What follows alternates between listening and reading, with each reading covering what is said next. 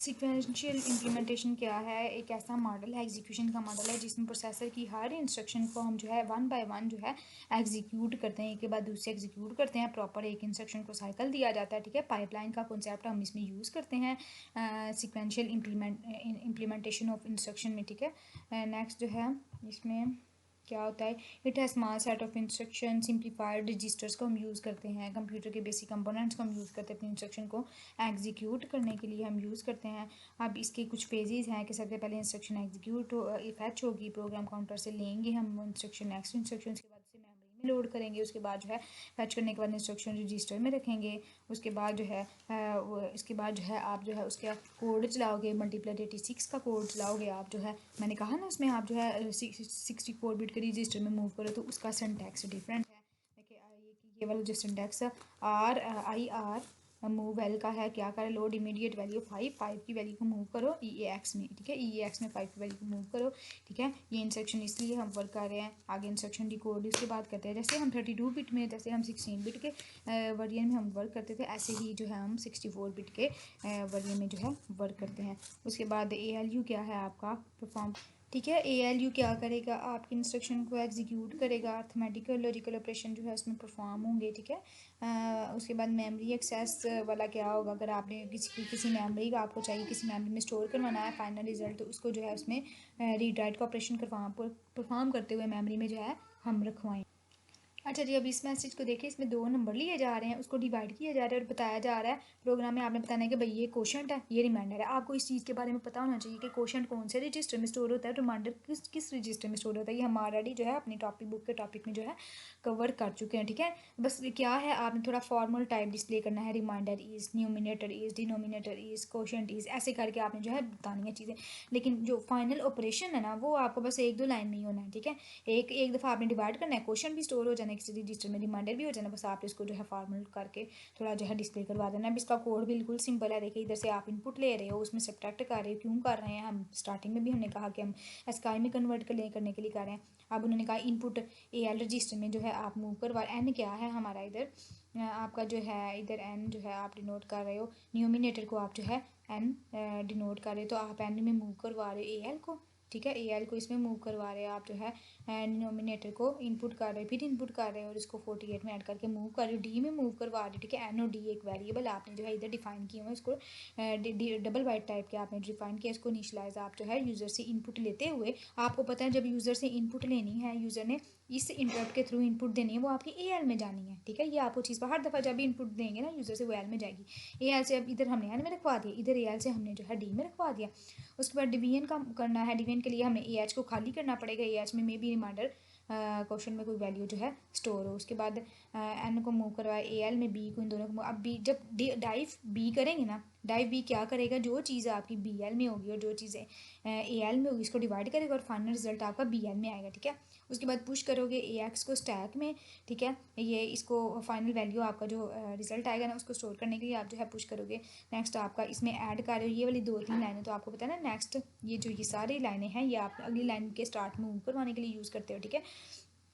उसके बाद क्या है, ऑफसेट नम आप मूव कर रहे हो, इधर जो है सिंपल स्ट्रिंग में स्ट्रिंग को डिस्प्ले करेगा, this is denominator, this is final result, quotient. देखिए एक एक लाइन को प्रिंट करवा के आप डिनोमिनेटर और न्यूमिनेटर को शो करवा रहे हो। फिर जो है उसके बाद जो है आप पॉप कर रहे हो CX को।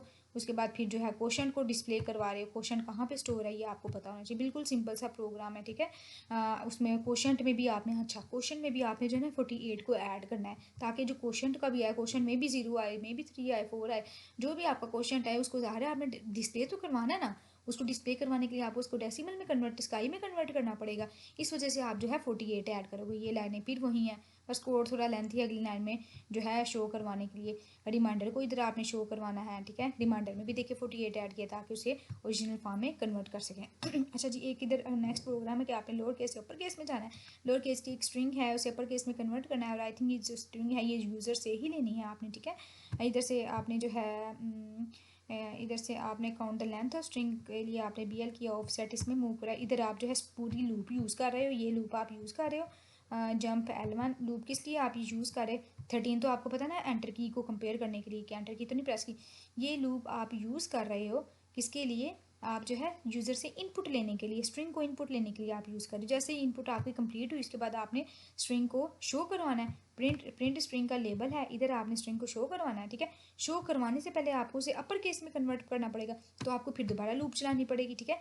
ये अपर केस का आपने लूप लेबल बनाया। इस लेबल में क्या हुआ, हर एस आई स्ट्रिंग में देखे ना, आपने यूजर ने स्ट्रिंग एंटर की थी ना, एस आई स्ट्रिंग से वैल्यू लेके उसमें सब्ट्रैक्ट 32 करके हर करेक्टर में सब्ट्रैक्ट 32 करके उसके फिर दोबारा एस आई में स्टोर करवाया, तो आपकी जो है वो स्मॉल से कैपिटल में जो है स्ट्रिंग आपकी कन्वर्ट होगी, ठीक है। बिल्कुल सिंपल है, इसको भी आपने खुद करना है। Program to convert upper case to lower case, ठीक है। इसमें सेम वही वाला, लेकिन इसमें जो है आपने ऐड कर देना है, 32 को ऐड कर लेना, बाकी सारा वही सिस्टम है, ठीक है। आपने इसके कमेंट फॉर्म में इस पूरे कोड को लाएंगे ना, तो आपको जो है इजीली अंडरस्टैंड कर लोगे। अब program to print carry while shifting left 8 times, ठीक है। कैरी आपने 8 टाइम किसी भी करैक्टर को शिफ्ट करना है, ठीक है। फिर आपने बताना है कि कैरी फ्लैग में जो है क्या पड़ा हुआ है, ठीक है। इसमें क्या है, इधर इनपुट ले रहे हो कौन सा करैक्टर कितनी दफ़ा आपने 8 टाइम करवाना है, इनपुट ले रहे हो किस करैक्टर को करवाना है, ठीक है। CL में आपने 8 कर दिया, ठीक है। मूव AL, क्योंकि AL में वैल्यू आएगी ना, AL को आपने मूव किया BL में, और BL को शिफ्ट 1 टाइम किया, उसके बाद फिर दोबारा उसको शो करवाया, और ऐड विद कैरी के साथ आपने जो है उसे ऐड करके, ठीक है, कैरी के साथ एंड में फाइनल रिजल्ट जो है ना CX में, मतलब CX क्या करेगा, लूप को चलाएगा ना।